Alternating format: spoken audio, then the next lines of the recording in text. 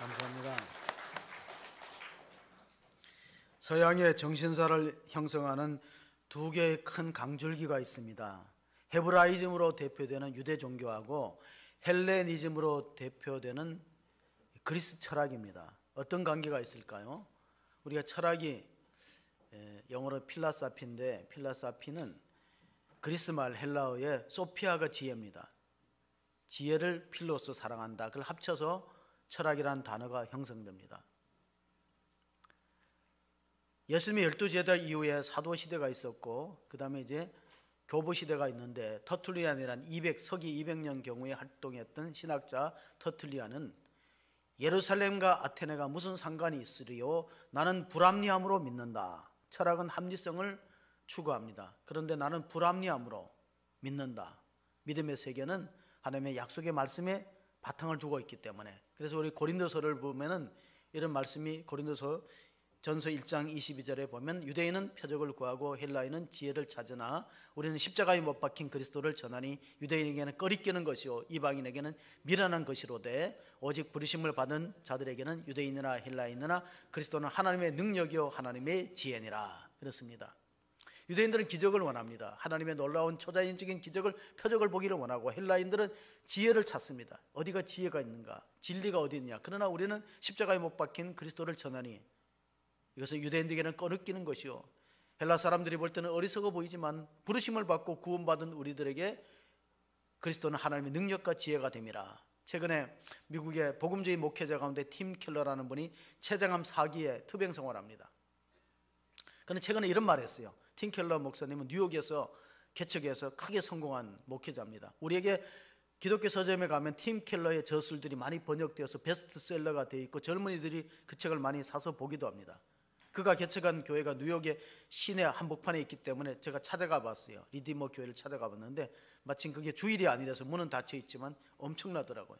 그가 췌장암 4기에서 걸려서 이런 말합니다. 복음은 내가 생각했던 것보다 더 큰 죄인이라는 걸 깨닫게 한다. 자, 복음은 내가 생각했던 것보다 내가 더 큰 죄인이라는 걸 깨닫게 하고, 또한 동시에 내가 생각했던 것보다 더 큰 사랑을 하나님께 받고 있는 자녀라는 것을 인식시켜준다. 두 가지 양면성을 얘기했습니다. 자, 복음은 뭡니까? 십자가와 부활이 복음의 핵심인데, 예수님의 십자가는 우리가 엄청난 죄인이라는 것을 드러내는 것이고, 또 하나님의 사랑이 얼마나 크면은 독생자를 우리에게 내어주기까지 하나님의 사랑이 있느냐. 그래서 그는 하나님과 사랑과 하나님의 지혜를 자기가 투병 생활한 중에 더 깊이 인식하게 되었다. 그리고 하나님의 세계는 결단코 우연함이 없다고 고백하고 있습니다. 자, 최근에 우리가 사는 이 시대를 뭐라고 그러냐면 포스트 모던이라고 불러요. 현대 이후다. 그 포스트 모던의 중요한 사조 중에 하나가 다원주의입니다. 이제는 진리의 절대성을 인정하지 않아요. 사람들이 그걸 용납하지 않는다는 거예요. 그러면 이런 말이 우리가 대두됩니다. 교회 밖에도 구원이 있느냐? 구원이 교회 안에만 있느냐? 교회 밖에도 구원이 있느냐? 천주교회는, 초대교회는요, 교회 밖에 구원이 없다 그랬어요, 천주교회는. 근데 최근에는 좀 다원주의가 많이 들어온 것 같아요. 우리가 교회를 일으켜서 말할 때 구원의 방주라는 말을 쓰는데, 여러분, 방주라는 말은 어떤 뜻이 있습니까? 베드로전서 3장 20절에 보면은 그들이 전에 노아의 날 방주를 준비할 동안에 하나님이 오래 참고 기다리실 때 복종하지 아니하던 자들이라. 방주에서 물로 말미암아 구원을 얻은 자가 몇 명뿐이니 겨우 8명이라. 자, 노아 시대에 사람들이 많이 살았을 게 아닙니까? 근데 홍수에 다 심판되었고 방주 안에 8식구만 구원받았으니까 우리가 교회 밖에도 구원이 있느냐, 교회 안에만 구원이 있는 논쟁은 우리 성경으로 돌아와 봐야 됩니다. 우리 방주라는 말이 한문자로 보면요, 배선자가, 최초 이게 배선자가, 여러분 화면에 오른쪽에 배선자거든요. 근데 배선자를 풀이해 보니까 방주 주자에 8팔자하고 입구자예요. 한문자도 보니까 배가 어떻게 생겼는가? 최초의 배는 노아의 방주다. 방주는 뭐냐? 그 관짝처럼 생겼거든요. 길이가 300규빗이면은 길이가 엄청나게 한 150m 되고, 높이와 넓이가 마치 관처럼 생겼는데, 그 배선자는 노아의 방주에 8식구가 타서 구원받았다는 뜻으로 해석할 수 있습니다. 우리가 이전의 번역을 보면은 잣나무에 역정을 칠했다 되는데, 최근에 개역개정을 보면 고페르 나무입니다. 그 고페르 나무는 잣나무라기보다 삼나무에 가깝다는 거예요. 그러면 역정을 왜 칠했을까요? 배 안팎에 물이 들어오지 말아야 되니. 교회는 세상이라는 속에 있지만 세상에 물이 들어오면 안 된다는 겁니다. 그럼 가라앉을 수밖에 없지요. 교회는 산간에 사람이 없는 산중에도 짓지 않아요. 사람이 많은 장소에 세워요. 저만은 세상 가운데 있지만은 세상에 물결이 들어와서는 되지 않는다. 그래서 이제 방주라는 말을 영어로 성경을 찾아보면요, ARK, 아크라는 단어가 있어요. 아크. 근데 이 아크라는 단어는 방주에서만 쓰는 게 아니라 갈대상자, 모세가 갈대상자에 역청을 치러서 나일강에 띄웠던 그때도 아크라는 단어를 씁니다. 그리고 또 나와서 우리가 보면은 법계라는 단어, 언약계라는 단어를 쓸 때도 아크라는 단어를 쓰기 때문에 영어 성경에 보면은 아크 오브 더 커버넌트, 언약의 괴짝이다 그랬어요. 그 왜 이렇게 똑같은 ARK를 다 쓰느냐? 우리가 법궤를 보면 시띠나무 조각목에다가 황금을 칠해서 입히는 것이 법궤입니다. 거기는 세 가지 보화가 들어있죠. 그 법궤가 뭐냐? 그리스도를 의미합니다. 예수님은 육신으로는 우리와 똑같은 인성을 입었지만 나무 조각목처럼 볼품 없지만은 그의 신성은 황금으로 법궤를 싸서 보호했듯이 그는 신성을 지니신 하나님의 아들이라는 뜻이 담겨 있습니다. 그리고 이 법궤 또는 갈대상자, 노아의 방주 공통점이 뭐냐? 피난처가 되시는 그리스도를 의미한다. 그런 뜻이 ARK에 담겨 있습니다. 피난처 되시는 그리스도. 고라자손의 시편 46편 1절에 보면 하나님 우리의 피난처시요 한날날에 만날 큰 도움이시라. 그러므로 땅이 변하든지 산이 흔들려 바다에 빠질지라도 우리는 두려워하지 아니하로다. 그는 확고한 신앙의 기초 위에 고라자손의 시편을 기록했습니다. 사랑하는 성도 여러분, 우리의 믿음은 어디 있습니까? 우리의 정체성은 어디 있습니까? 여러분의 정체성은요, 그리스도 안에서 새로운 피조물이 되었다고 바울은 선언하고 있습니다. 고린도후서 5장 17절을 보시면은 그러므로 누구든지 그런즉 누구든지 그리스도 안에 있는 자는 있으면 새로운 피조물이라 이전 것은 지나갔으니 보라 새 것이 되었도다. 누구입니까? 여러분이 새로운 피조물인 걸 믿으시기 바랍니다. 그럼 우리가 어떻게 새로운 피조물이 될 수 있는가? 그리스도 안에 있을 때, 방주 안에 있을 때, 법궤 안에 있을 때 우리가 새로운 피조물이 될 수 있는 능력과 은혜를 힘입는다는 것입니다. 그러면 어떻게 우리가 달라졌는가? 몇 가지가 달라졌어요. 우리의 신분이 달라졌어요. 그럼 포지션이라고 부를 수 있어요. 우리의 신분이 이제 하나님의 자녀가 되어요. 옛날에는 세상에 사람이었고 또 마귀의 종로로 된 위치에 있다가 우리 신분이 바뀌었어요. 포지션이. 그 다음에 우리가 뭐 또 바뀌었을까요? 우리의 능력이 바뀌었어요. 빌립보서 4장 13절에 보면은 내게 능력 주시는 자 안에서 내가 모든 것을 할 수 있다. 이전에는 나의 자원으로 살았어요. 이제는 하나님이 위에서 부어주시는 능력을 힘입고 살아가는 새로운 피조물이 된 것입니다. 파워가 달라졌죠. 포지션이 달라졌죠. 세 번째 P는 뭡니까? 우리는 그전에는 상당히 네거티브한 사고 구조를 가지고 있어요. 이것도 안 되고 이래서 못하고 안 되고 부정적이었어요. 근데 포지티브로 바뀌는 거예요. 내게 능력 주시는 자 안에서 내가 모든 것을 할 수 있다는 믿음의 사람으로 바뀌는 거예요. 그리고 마지막으로 가장 중요하게 바뀌는 게 뭐냐? 목적이 달라져. 퍼포스가 달라집니다. 네 가지 P자가 달라지는 것이요. 오늘 찬양팀이 마지막 찬양이 뭡니까? 내가 주인 삼았던 모든 것 내려놓고 내가 사랑했던 모든 것 내려놓고 삶의 목적이 달라지는 거예요. 예수 믿기 전하고 믿은 후에 가치관이 같고 삶의 목적이 똑같으면 그 사람은 구원받지 못한 사람이에요. 내가 이전에 중요하게 생각했던 거 이제는 값없다. 사도 바울은 배설물처럼 여긴다고 했어요. 내가 그동안 추구했던 명예, 세상적인 부귀 이런 것들이 다 배설물로 여기는 것은 가치관이 바뀌기 때문에 여러분이 즐겨 부르는 찬송가 가운데 이런 거 있죠. 주 예수보다 더 귀한 분은 없네. 세상 즐거움 다 버리고. 이건 그리스도 안에서 새로운 피조물이 되었고 변화받은 사람의 모습이에요. 오늘 사도행전을 읽어보니까 변화받은 사람들은 어떻게 살았는가? 그건 복음의 증인으로 살았어요. 여러분, 증인이 된다는 건 성가신 일이에요. 우리 가끔 가다가 현수막에 보면 목격차를 찾습니다. 아침 새벽에 교통사고가 났는데 현장을 목격한 사람은 연락 주시면 후사하겠습니다. 아무도 연락을 안 해요. 왜? 증인이 되는 건 번거로우니까 성가신 일이에요. 오라 가라 그러기 때문에 때로는 목숨의 위협도 받을 수가 있는 거예요. 증인이 안 되려고 하는데 초대교인들은 예수님의 부활의 증인으로 살았다는 겁니다. 오늘 본문이 시작되는 사도행전 5장 17절 18절을 읽어보시면 대제사장들과 그와 함께 있는 사람 즉 사두개인 당파가 다 마음에 시기가 가득하여 일어나서 사도들을 잡아다가 옥에 가두었대. 사도들을 왜 잡아 옥에 가뒀습니까? 사두개인과 제사장들 그 당시 유대 종교의 기득권자예요. 우리가 허가 맡은 설교자인데 저 사람들은 허가도 안 맡고 함부로 설교하고 예수님이 부활했다는 엉터리를 퍼뜨리니까 감옥에다 투옥시키고 잡아 죽이고 매질하고 엄청난 핍박을 했습니다. 그리고 그들은 부활이라는 거 허구라고 반대를 한 겁니다. 사두개인들은 어떤 사람들입니까? 사두개인들은 유대 종파가 있어요. 우리가 감리교가 있고 장로교가 있다면 유대 종교에는 바리새파와 사두개파가 있어요. 전혀 다릅니다, 노선이. 그래서 그걸 줄여갖고 바리새파는 분리주의자들은 세파라 그리고 사두개파는 사두개자를 들어서 개파라 그래요. 여러분, 개파가 좋을까요? 세파가 좋을까요? 어감성으로 개파는 별로 안 좋은 것 같아. 어감성으로 사두개파. 그러니까 사두개파 사람들은요, 예수님 부활과 초자연적인 그런 기적을 믿지 않는 사람들이에요. 그래서 어떻게 예수님의 질문했냐면, 예수님이 살아계실 때 마가복음 12장에 보면 그들이 와서 질문합니다. 12장, 부활이 없다는 사두개인들이 예수께 와서 물어 이르되, 선생님이여, 모세가 우리에게 써주기를 어떤 사람이 형이 자식이 없이 아내를 두고 죽으면 그 동생이 그 아내를 취하여 형을 위하여 상속자를 세울지니라 하였나이다. 자, 부활이 없다는 자기들의 논리를 입증시키기 위해 예수님이 질문합니다. 근데 만약에 부활이 있는데 이 내용을 쭉 읽어보니까 이 모세의 시대에는요, 계대 결혼에는 풍습이 있어요. 왜냐하면 여자 혼자서 살아갈 수 없기 때문에 그런 복지 제도가 없어요. 그러니까 남편이 죽고 자식이 없으면 도와줄 사람 없고 부양할 가족이 없으니 시동생이 형수랑 살아요. 그래서 자식을 놓으면 형의 호적에 입양시켜서 대가 끊어지는 걸 막는 거예요. 근데 7 형제가 한 여자를 데리고 살았다. 그럴 일은 없지만 가정적으로. 그러면 진짜 부활이 있으면 누구 아내가 되겠느냐? 여러분 한번 답해보세요. 진짜 부활이 있으면 그 여자는 첫째 남편이에요? 아니면 7 형제를 다 같이 살았다면 누구의 아내가 되는 게 맞아요? 그때는 부활 때는 시집도 장가도 안 가고 하늘에 있는 천사가 왔다고 예수님이 답을 주시고, 너희가 하나님의 능력도 성경 말씀도 오해했다. 우리가 성경도 하나님 능력도 오해하면요, 엉뚱한 소리 하는 거예요.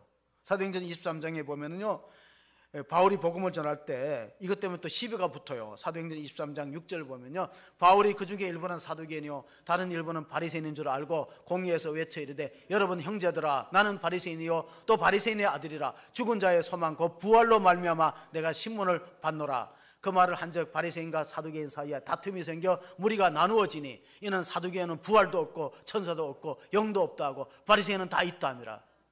사도 바울은 바리새파에 속할까요? 사두개파에 속할까요? 예. 몇 사람만 바리새파네.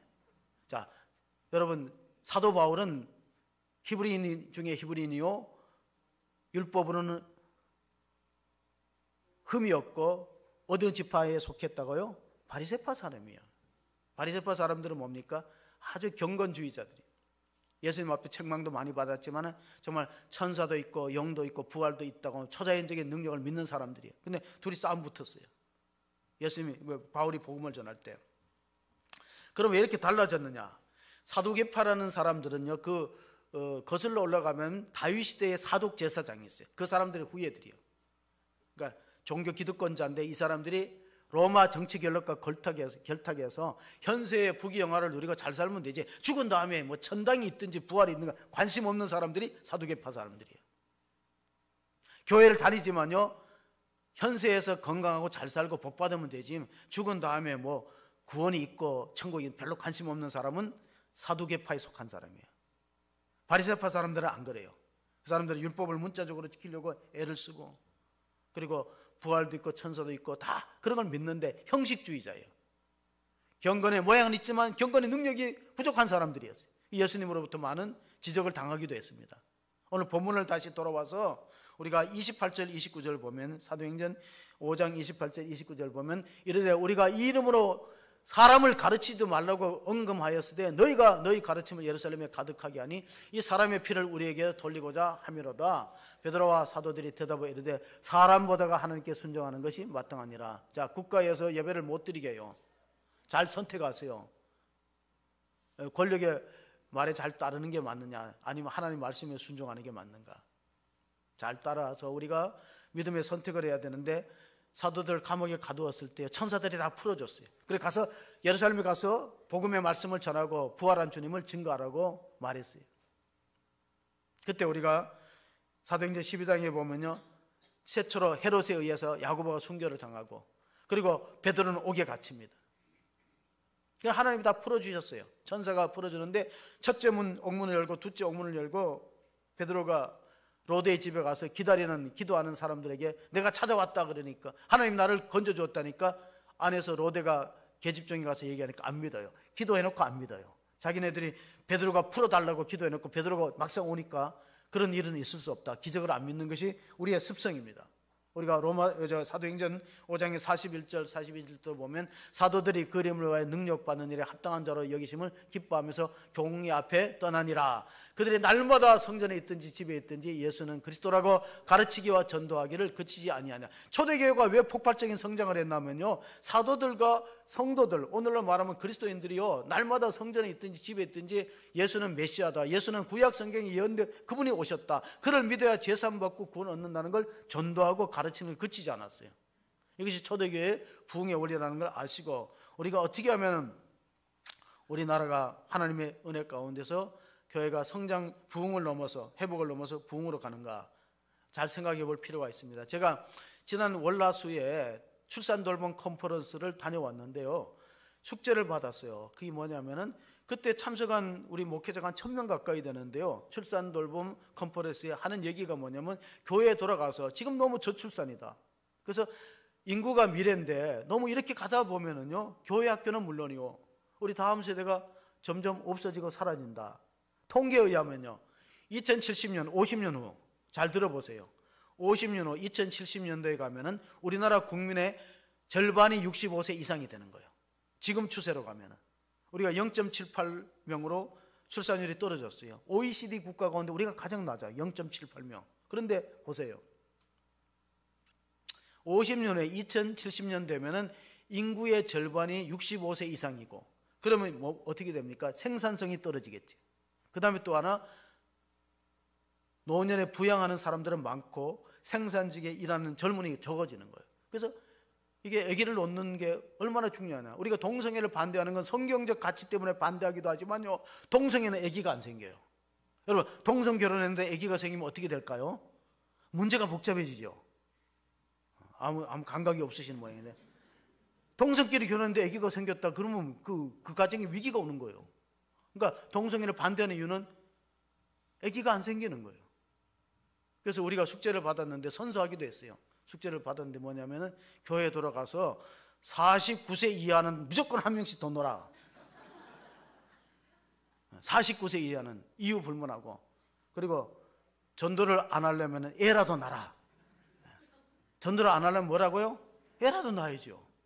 왜냐하면 천주교하고 이슬람교는요, 산하 제한을 적게 해요. 그러니까 자연 출생률이 늘어나는 거예요. 유대교인들은요, 산하 제한 안 해요. 이슬람 해교들도 산하 제한 안 해요. 우리나라에, 우리 안산에도 해교권에 있는 사람들 많이 들어와 살죠. 애들 많아요. 애들 많습니다. 우리처럼 애 한둘 놓거나 애가 없어야 된다 그렇게 생각하지 않아요.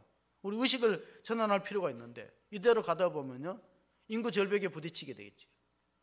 그래서 우리 교회 성장을 얘기할 때 세 가지가 있어요. 첫째는 바이올로지컬 그로스라는 게 있어요. 생물학적 성장. 이게 바로 해교도들이 하는 거. 해교도는 산하 제한 안 하고 자기 자녀들을 마음에서 믿는 그런 신앙으로 가르치는 거예요. 그게 자연적 성장이에요. 두 번째는 이동 성장, 트랜스포메이션 그로스라고 교회 성장하기 위해서 얘기합니다. 그럼 이동 성장은 뭐예요? 신도시가 생겼어요. 많은 사람이 그걸로 이주했어요. 교회가 늘었지만 사실 하나님이 볼 때는 이동한 거예요. 트랜스포메이션, 이동한 거예요. 그리고 어떤 성장이 있는가? 우리가 불신자에게 복음을 전했어요. 예수 안 믿는 사람이 예수님을 영접했어요. 그걸 뭐라 그러냐? 컨버전, 핵심성장이라고. 핵심. 이거 하나님 바라는 거예요. 핵심성장. 우리가 전도해서 많은 사람이 그리스도께 돌아오는 거. 이건 주님의 마지막 지상명령이에요. 우리가 구약의 중요한 명령이 뭐냐면 창세기 1장 28절. 여러분 잘 아시죠? 생육하고 번성하고 땅에 충만하라. 이게 하나님의 명령이에요. 아기를 놓아서 생육하고 번성하고 땅에 충만, 하나님의 지상 명령이에요. 근데 우리는 그걸 지금 거역하고 있는 거예요. 어떻게 하면 아기를 안 놓으려고. 그래서 우리가 낙태율과 출생률을 비교하면요, 놀랍게 저도 최근에 알았어요. 우리나라에 태어나는 아이의 숫자보다 낙태율이 2~3배 많아요. 다시 말하면 낙태만 금해도 출산율이 높아지는 거예요. 또한 해외 입양률이 있어요. 우리는 우리나라에 태어나는 미혼모의 아기들을 돌보지 않아요. 앞으로 그러니까 국가가 이것도 관심 가져야 돼요. 미혼모의 아이들 다 해외로 입양시켜버려요. 낙태율이 높고 입양률이 높으니까 출산율이 떨어지죠.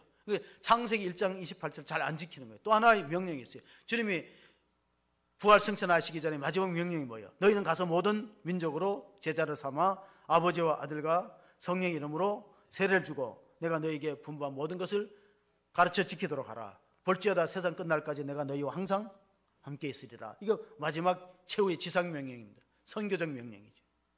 우리가 세례 받는 게 필요합니다. 세례를 미루지 말고, 왜냐하면 주님이 세례를 받으라고 말씀했기 때문에 모든 민족으로 제자를 삼아 세례를 베풀려고 하는 거예요. 우리가 복음주의 신학교에 가서 교수들한테 신구약 성경을 간통하는 맥이 뭐냐고 물으면 일관되게 하나님 나라라고 말합니다. 그러니까 신약과 구약을 연결하는 흐름이 맥이 있다면 하나님의 나라예요. 사도행전 1장 3절에 보면 예수님께서 부활하시고 곧바로 승천하지 않고 40일 지상에 머물면서 여러 차례 부활한 몸을 제자들에게 보이면서 사도행전 1장 3절에 하나님의 나라의 일을 말씀하시니라. 근데 제자들의 관심은 하나님 나라의 일에 관심 없어요. 그럼 무엇에 관심이 있을까요? 이스라엘의 독립과 해방에 관심이 있습니다. 그 말을 듣고도 사도행전 1장 6절에 보면요, 이렇게 질문합니다. 주께서 그들이 모였을 때 예수께 여쭤, 이 예수는 부활하신 예수님이에요. 십자가와 부활을 거친 다음에 예수예요. 공생의 기간에 예수님이 아니에요. 여쭈어 이르되 주께서 이스라엘 나라를 회복하심이 이때이니까 하니 이르실 때 때와 시기는 아버지께서 자기의 권한에 두셨으니 너희가 알 바 아니요 오직 성령이 너희에게 임하시면 너희가 권능을 받고 예루살렘과 온 유대와 사마리아와 땅끝까지 이르러 내 증인이 되리라 하시니라. 자, 이 사도행전 1장 8절은 사도행전 28장에서 가장 중요한 핵심 기절이니까 같이 한번 읽어볼 필요가 있습니다. 같이 읽습니다. 오직 성령이 너희에게 임하시면 너희가 권능을 받고 예루살렘과 온 유대와 사마리아와 땅끝까지 이르러 내 증인이 되리라 하시니라. 여기서 가장 중요한 두 단어를 꼽으면 권능이라는 단어예요. 또 하나는 증인이라는 단어입니다. 여기서 영어가 생겼어요. 이 신약성경은 헬라말, 그리스말로 원전이 기록되어 있습니다. 근데 권능이 두나미스인데 두나미스라는 헬라말에서 다이너마이트가 나온 거예요. 두나미스, 다이너마이트 비슷하죠. 폭발적인 힘이 있다는, 성령 받으면 우리가 폭발적인 힘의 소유자가 된다는 거예요. 그리고 증인이라는 단어가 헬라어로는, 그리스말로는 말투리아인데 그 영어 단어가 파생되어 있어요. 마터, 순교자. 증인이 된다는 건 순교자가 된다는 의미를 담고 있습니다. 여러분, 증인이 뭡니까? 제가 조금 전에 얘기했죠. 증인이 되면요, 경찰서에서 오라가라고 부르고, 또 우리가 법정에서는요, 선서해야 됩니다. 나는 위증을 하지 않겠습니다. 내가 본대로 말하겠습니다. 그리고 위증을 했을 경우에는 처벌을 받겠습니다. 그게 증인이 되는 거예요. 그러니까 예수 믿는 사람은 누구의 증인이 되냐면 예수님의 증인이 되고, 예수님의 십자가와 부활의 증인이 되는 것이 우리가 마땅한 하나님 거로 받은 명령이에요. 어명이에요. 근데 이걸 잘 안 지키거든요. 그리고 증인은 해를 입어요. 예수님께서 나사로를 무덤에서 나흘 만에 불러 이렇게 부활시킨 사건이 있는데 그게 요한복음 11장이에요. 근데 12장에 어떤 일이 있었는가? 베다니 지역에, 다시 말하면 나사로가 살았던 베다니 지역에 큰 잔치가 있어서 마리아가 옷값을 깨뜨려 300데나리온을 예수님의 발 앞에 붓고 예수님의 장례를 준비하면서 헌신했는데, 그걸 알지 못하는 주변 사람들과 예수님의 제자, 특별히 가룟 유다는 낭비한다 그랬어요. 이 무슨 어처구니 없는 낭비냐, 이것을 팔아서 가난한 자들에게 나누어 주지. 300데나리온이면 노동자가 1년간 벌어야 돼요. 노동자가 1년간 나가서 땀을 흘리며 일해서 300데나리온은 품삯을 받는 거예요. 그걸 예수님의 발 앞에 부었다가 낭비라고 했어요. 여러분, 여자가 300데나리온 예수님께 헌신하는 게 쉽지 않아요. 노동자가, 남자 노동자가 하루 나가서 일하면 1데나리온을 받거든요. 그럼 300데나리온은 연봉이에요. 3천만 원이 넘는 돈이. 그걸 쏟아부었을 때. 그러고 나서 그 장면을 목격하고 은혜가 풍성한 장면에 사람들이 모여서 누구를 제거하려고 그러냐면요, 나사로를 제거하려고. 나사로가 예수님에 의해서 기적적으로 살았는데 나사로를 죽이려고 음모를 꾸민다. 왜냐하면 증거인멸이에요. 증거인멸. 요한복음 12장 9절 11절 보면요, 유대인의 큰 무리가 예수께서 여기 계신 줄 알고 오니 이는 예수만 보기 위함이 아니요 죽은 자 가운데서 살리신 나사로도 보려 함이라라. 대제사장들과 대상들이 나사로까지 죽이려고 모이하니 나사로 때문에 많은 유대인이 가서 예수를 믿음이라라. 나사로는 예수님이 부활의 주님이라는 증거가 되는 거예요. 나는 부활이요 생명이니 나를 믿는 자는 죽어도 살겠고 무릇 살아서 나를 믿는 자는 영원히 죽지 아니하리니 너희가 이것을 믿느냐? 마르다에게 던진 질문은요, 오늘 그리스도인들에게 던지는 질문이에요. 그걸 믿으면 교인이고 그걸 안 믿으면 아직도 구원받지 못한 사람이에요. 그런데 그 베다니의 은혜로운 자리에, 헌신되고 예수님의 장례를 준비하는 자리에 사람들이 모여서 대제사장들과 음모합니다. 예수님 빨리 죽이자. 근데 예수님만 죽여서 안 돼. 나사로가 살았잖아. 나사로가 무덤에 들어갔다가 살아난 증거가 있는데 나사로도 같이 죽여야 돼. 증거인멸. 여러분, 우리가 증인이 된다는 건 목숨을 걷는 그런 순교적인 결단이 필요하기 때문에 사도행전 5장에 보면요, 30절에 이런 말씀이 있습니다. 너희가 나무에 달아 죽인 예수를 우리 조상이 하나님이 살리시고 이스라엘에게 회개함과 제사함을 주시려고 그를 오른손으로 높이사 임금과 구주로 삼으셨느니라. 우리는 이 일의 증인이요 하나님이 자기에게 순종하는 사람들에게 주신 성령도 그러하니라 하더라. 자, 오늘 본문의 내용의 마지막 기절을 읽었습니다. 여러분은 증인입니다. 증인은 뭐냐? 증인들에게는 뭘 주십니까? 증거할 수 있는 힘, 성령을 주시는 걸 믿으시기 바랍니다. 그 성령을 어떤 사람이 받냐면요, 나가서 전도하는 사람이 받는 거예요. 왜? 전도하는 사람은 위험하거든요. 반대가 많고 비웃는 사람도 있고 조롱하는 사람도 있고 핍박하는 사람도 있기 때문에 하나님 위로부터 권능을 입혀서 감당하게 하는 거예요. 그래서 우리는 누구의 증인이라고? 예수님 십자가와 부활의 증인이 되는 것이 교회 공동체의 사명인 걸 믿으시기 바랍니다. 초대교회는요, 오늘날 교회가 달랐어요. 초대교회는 교회 안에는 양처럼 순한데 나가면은 사자처럼 복음의 증인이 되어서 하나님의 말씀을 선언하다가 오게도 가고 매도 맞았어요. 근데 현대교회는 달라요.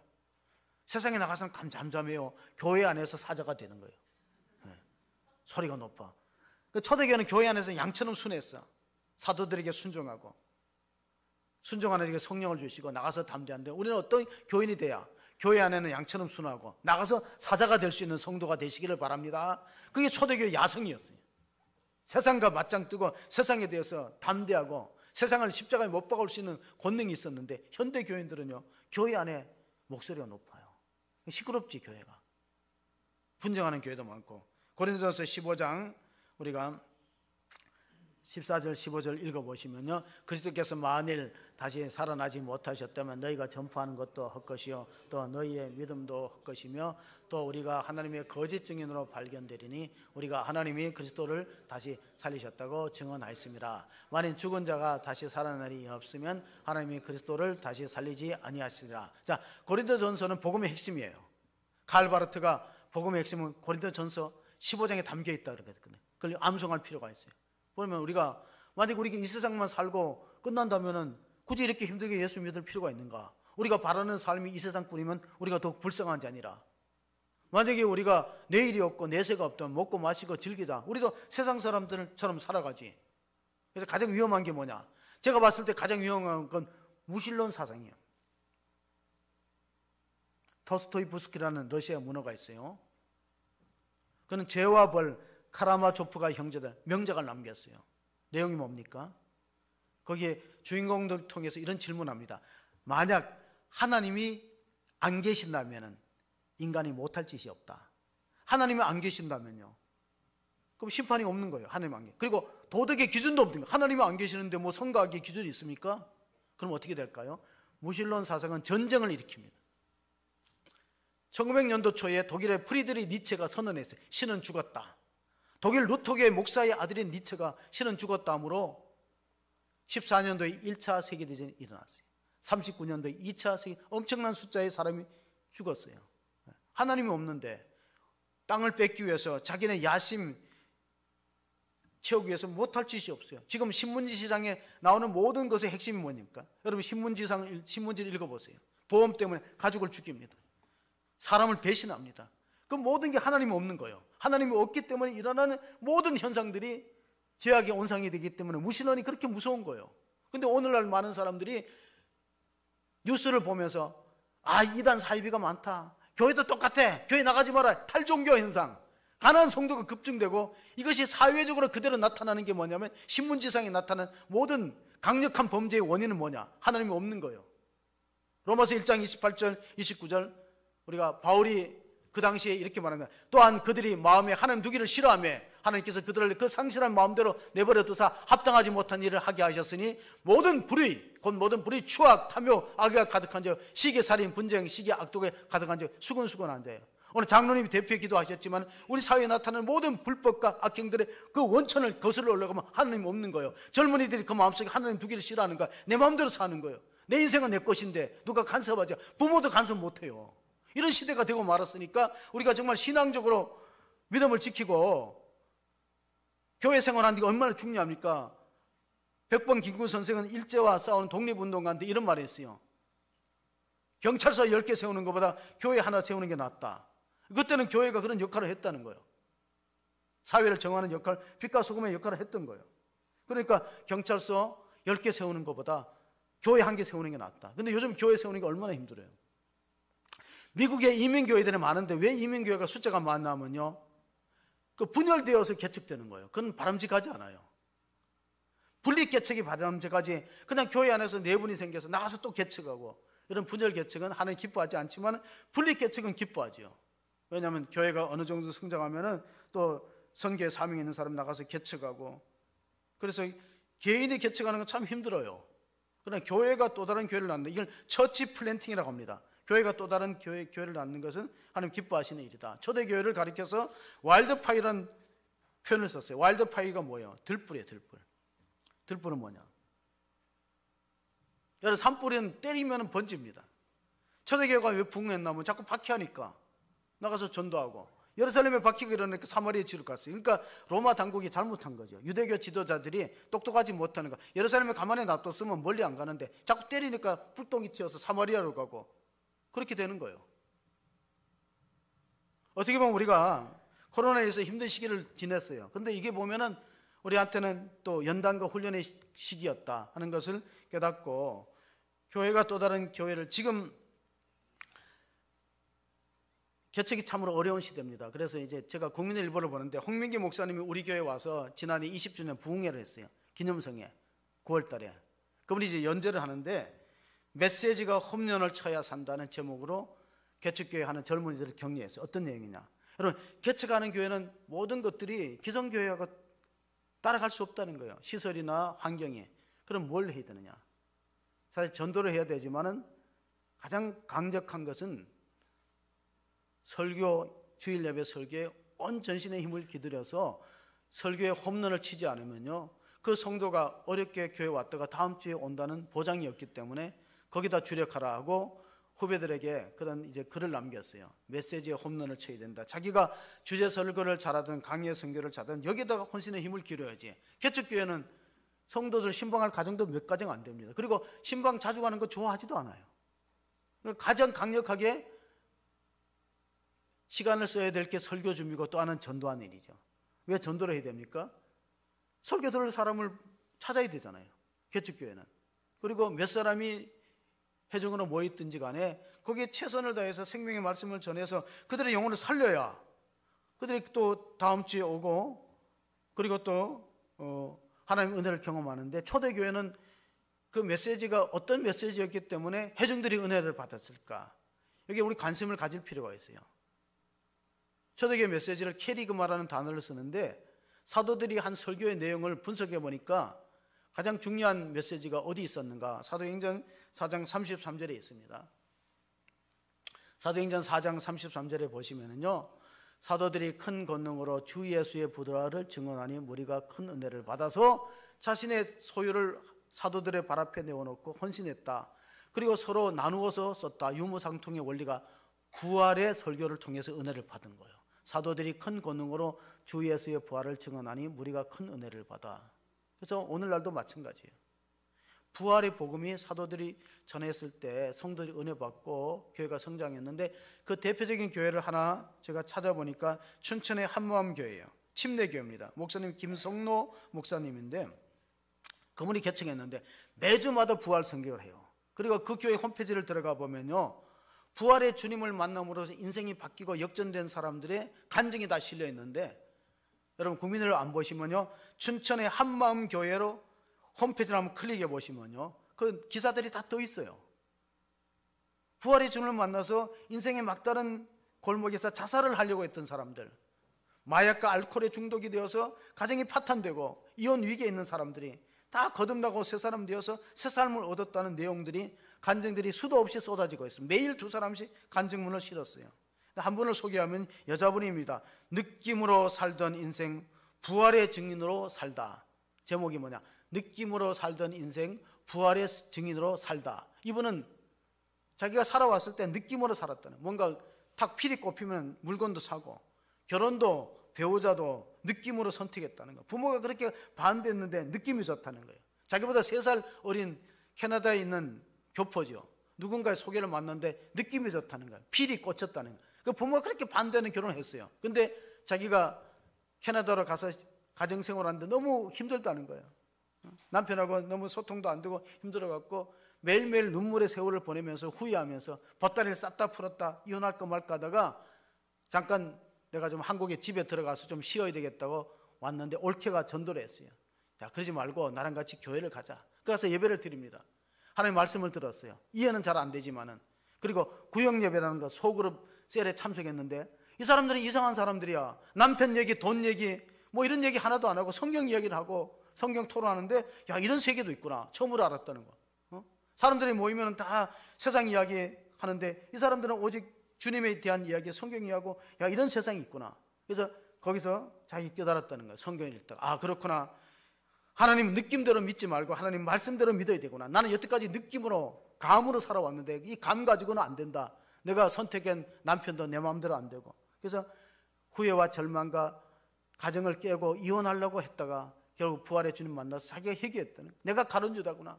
내가 정말로 하나님의 원수된 삶을 살아왔구나 하고 눈물로 통에 잡아가고 예수님을 구주로 영접하고 다시 이제 캐나다로 건너가서 남편에게 전도해갖고 가정이 회복돼. 그런 내용들이 수도 없이 나옵니다. 여러분도 부활의 주님을 만나면 인생이 역전될 줄로 믿습니다. 온전하게 만나는 그런 결단이 필요하기 때문에 우리가 살아가는 삶에는 여러 가지 어려운 환경들이, 예기치 못한 일들이 발생합니다. 그래서 우리가 복음성가 가운데 이런 찬송가가 있어요. 살아계신 주, 나의 참된 소망, 걱정 그짐 아주 없네.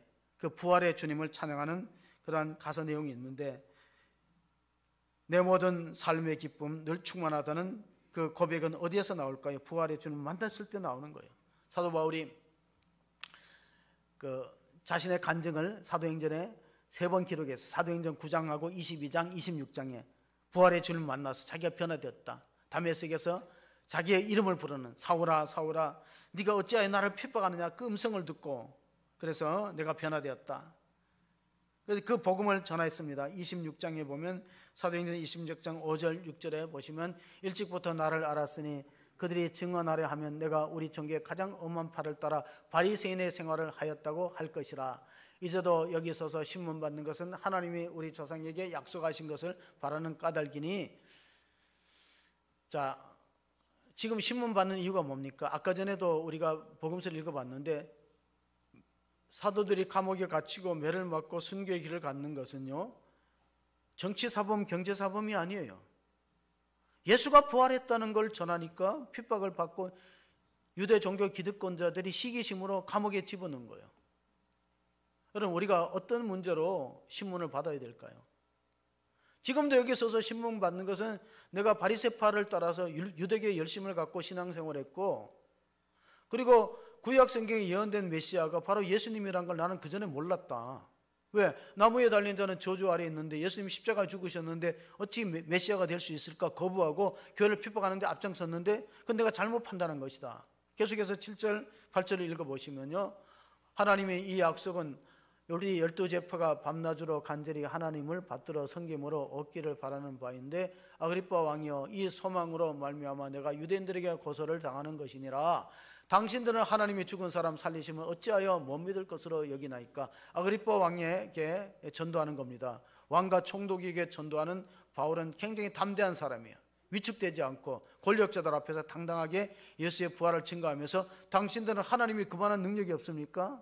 하나님 왜 예수님을 살리신 것을 못 믿느냐고 이렇게 아주 강력하게 주장하고 있을 때, 그들이 봤을 때는요, 바울이 정신이 나간 사람으로 공부를 많이 하더니 그 많은 학문이 그를 미치게 했다. 베스터 총독이 그렇게 오히려 바울에게 반문합니다. 23절에서 25절까지 읽어보면 곧 그리스도가 고난을 받으실 것과 죽은 자 가운데서 먼저 다시 살아나사 이스라엘과 이방인들에게 빛을 전하시리라 함이니라 하니라. 바울이 이같이 변명하며 베스도가 크게 소리내어 이르되 바울아 내가 미쳤도다. 많은 학문이 너를 미치게 한다 하니 바울이 이르되 베스도가 커여 내가 미친 것이 아니요 참되고 온전한 말을 하나이다. 내가 정신 차린 말을 하고 내가 정신을 못 차렸을 때는 교회를 핍박하고 예수님을 대적했다. 여러분 어떤 게 맞는 겁니까? 여러분 교회를 대적하는 사람들이 너무나 많아요. 그 사람들이 맞는 겁니까? 우리가 미친 겁니까? 예수님도 미쳤다는 소리 들었어요. 마가복음 3장 20절에 보면 예수의 친족들이 예수를 식사할 겨를도 없이 복음을 전하고 병자를 고치고 하나님 나라 일을 할 때 집에 안 들어오는 겁니다. 가족들이 가서 예수님 집에 들어오라고 연락하면서 이렇게 말했어요. 예수님의 친족들도 예수가 미쳤더라. 예수님의 대적자들은 예수님이 귀신 들렸다, 바알세불 들였다고 비난했습니다. 그거 다 틀린 말이에요. 어떻게 보면 우리가 예수 믿으면서, 여러분 여태까지 예수 믿으면서 주변 사람들한테 미쳤다 소리 들으면 그건 잘 믿는 사람이에요. 미쳤다 소리 들어봤나요? 잘 믿는 분이에요. 제가 청년 때 그 말을 들었거든요. 청년 때 동네 사람들이 우물가에, 그때는 이제 공동으로 이제 수도가 있거든요. 가정이 안 들어오고. 근데 지나가는 청년을 보고 저 이상한 사람이래. 저보고 이상한 사람이래. 맨날 뭐 길에서 골목골목 찬송 부르고 다니고 뭐 전도한다고 다니 이상한 사람이에요. 제가 조롱을 받기도 했습니다. 여러분 사도 바울이 빌립보 교인들에게 우리는 천국의 시민권을 가졌다고 고백했습니다. 빌립보서 3장 19절 21절에 보시면요, 19절에서 21절까지 보시면 그들의 마침은 멸망이요 그들의 신은 배요 그 영광은 그들의 부끄러움에 있고 땅의 일을 생각하는 자라. 그러나 우리의 시민권은 하늘에 있는지라 거기로부터 구원하는 자 곧 주 예수 그리스도를 기다리노니 그는 만물을 자기에게 복종하게 하실 수 있는 자의 역사로 우리의 낮은 몸을 자기 영광의 몸의 형체와 같이 변하게 하시리라. 여러분들은 이중 국적자, 대한민국 국적과 천국의 시민권을 같이 가지고 있습니다. 사도 바울은 유대인이면서 동시에 로마 시민권을 가지고 있는데 자기의 로마 시민권보다 더 중요한 것은 우리는 천국의 시민권이다. 천국의 시민권은 어떤 혜택이 있는가? 21절에 보니까요, 장차 부활의 영광에 참여할 수 있는 소망이 있다는 거예요. 우리의 낮은 몸을 자신의 예수님의 부활하신 몸으로 바꾸어 주신다는 거예요. 여러분 봄철에 마당에 병아리들이 삐약삐약하고 놀고 있어요. 그러니까 그 닭장 속에 있는 계란들이 말을 할 수 있다면 이렇게 말했대요. 계란들이 말할 때, 자 우리도 장차 이 껍질을 깨고 어미 품 안에 3주 있으면 20일이 있으면 우리도 저 병아리처럼 저렇게 돌아다니고 마당에서 모이를 먹을 수 있어. 그러니까 옆에 있는 알들이 그거는 불가능해. 그런 일은 절대 있을 수 없어. 왜냐하면 우리의 운명은 후라이가 되어서 주인의 밥상에 올라가는 게 우리의 운명이야. 누구 말이 맞아요? 다 맞아요. 우리는 한국 사회의 갈등이 뭐냐면 나하고 다르면 다 틀렸다 그래. 다른 것이지 틀린 건 아니에요. 다른 거예요. 다를 뿐이야. 그러면 계란들의 말이 맞아요. 왜냐하면 계란은 두 종류가 있거든요. 무정란과 유정란이 있어요. 무정란은 그 체유가 뭐냐면 후라이로 끝나는 거예요. 근데 유정란은 달라요. 그 속에 생명의 씨가 있기 때문에 병아리로 새 생명으로 나오는 거예요. 맞는 거예요. 예수 안 믿는 사람이 우리 보고 미쳤다 그래요. 맞는 말이에요. 근데 우리는 보세요. 우리 장차 우리의 낮은 몸을 예수님의 부활의 영광스러운 몸으로 병케한다는 소망이 있는 거예요. 근데 그게 진짜라는 거예요. 우리는 껍질을 깨고 육신의 껍질을 깨면은 병아리처럼 새로운 몸을 입고 새 생명으로 살아있는 것은 엄연한 진리인데, 안 믿는 사람들이 볼 때는 아니 예수 믿는 사람은 뭘 때문에 저렇게 주일날에 교회 가고 그러냐. 그 사람들 맛도 맞는 거예요. 왜냐면 그 사람들은 무정란이에요. 썩어지는 거예요. 썩어지면 종로로 탈 것이냐, 껍질을 깨고 부활하여서 새 생명으로 나올 것이냐의 선택이 우리한테 놓여 있는 거예요. 그래서 예수님 마지막 부활 승천하시면서 남긴 말씀이 누가복음 24장 48절 49절에 있습니다. 너희는 이 모든 일의 증인이라. 볼지어다 내가 내 아버지께서 약속하신 것을 너희에게 보내리니 너희는 위로부터 능력을 입혀질 때까지 이 성을 머물라 하시니라. 네, 능력을 받아서 복음의 증인으로 살아가라는 겁니다. 우리 힘이 없으니까. 그럼 어떤 일이 있느냐? 많은 생명에 살아나는 역사가 있는 거예요. 생명을 사는 일에 쓰임을 받는 거예요. 우리가 똑같은 인생을 살아도 남을 죽이고 남에게 상처 주고 남의 인생을 파탄내는 데 쓰임 받으면요, 심판의 대상이 되는 거예요. 여러분, 감옥이 없기를 바라는 사람이 어떤 사람이냐면요, 꼭 감옥에 들어갈 사람이 감옥이 없기를 바라는 거예요. 지옥이 없기를 바라는 사람이 어떤 사람이, 지옥에 들어갈 사람이 지옥이 없기를 바라는 거예요. 천국과 지옥은 분명히 있으니까 제가 끝으로 제가 들은 예화를 하나 소개합니다. 지금은 은퇴했어요. 그 목사님이 서울의 대형교를 이루는데 그 목사님이 목회를 하는 동안에 어떤 여집사님이 질문을 받았대요. 목사님, 학교에 교사하는 직업을 갖고 있는데 목사님, 천국과 지옥이 정말 있습니까? 그거 당연히 있는 걸 왜 물어보시냐니까. 부활이 있습니까? 죽은 다음에 심판이 있고. 집사님 왜 갑자기 그걸 진지하게 물어보냐니까. 그거 확실하게 말씀해 달라고. 그것만 있다면은 애들이 속색이고 남편이 바깥으로 눈을 돌리고 내가 정말 여러 가지 시댁에 시달리고 이런 거 다 이겨낼 수 있다는 거야. 정말 죽은 다음에 천국과 영생과 부활이 있다면은 못 이겨낼 게 없다는 거예요. 확실하게 말해 달라는 거예요. 제가 볼 때는 그 선생님 집사님 상당히 똑똑한 사람이에요. 그게 확실하다면은 뭐 그것 때문에 내 인생이 흔들리냐. 잠시 이 땅의 고난은 잠시고 영원한 영광의 부활이 나를 기다리는데 그 소망 가운데서 승리하는 신앙생활, 우리가 정말로 위로부터 능력을 이룰 때까지 교회를 떠나지 말라는 거예요. 성령의 능력을 받고 예수님의 부활이 증인되는 사명을 감당하는 교회와 성도가 되시기를 주의 이름으로 축복합니다. 아멘. 걸어가시고 은혜로 오신 주님, 시대가 참으로 복잡하고 혼란스러운 세상 가운데 살아가고 있습니다. 많은 사람들이 주님을 멀리하고 교회를 떠납니다. 그러나 오직 우리의 시민권은 하늘에 있는지라 저리로부터 구원하는 자 예수 그리스도를 기다리노니 우리의 낮은 몸을 자기의 영광스러운 몸의 부활과 같이 병쾌하시는 소망이 있기 때문에 우리는 거꾸로 뛸을 당하고 낙심할 일을 당할지라도 우리가 넘어지지 않는 것은 하나님 우리의 피난처시오 한날날만 큰 도움이 되시고 우리의 보호자가 되심을 믿습니다. 오늘 또 하나님 초대교회 성도들은 그리스도의 십자가와 부활의 증인되기 위해서 많은 고난을 당하고 반대를 받고 옥에 갇히고 심지어는 목숨을 잃는 순교의 길을 걸어갈지라도 하나님 흔들리지 않은 믿음으로 승리했습니다. 우리가 그런 부활의 증인으로 살아갈 수 있는 교회와 성도가 되어 주님의 지상 명령인 마지막 명령을 잘 하나님 지킬 수 있는 교회로 축복하여 주시옵소서. 위로부터 능력을 입을 때까지 우리가 교회를 떠나지 않고 믿음으로 승리하는 신앙생활 되어지기를 간절히 소원하고 우리 구주 예수 그리스도의 이름으로 기도합니다. 아멘.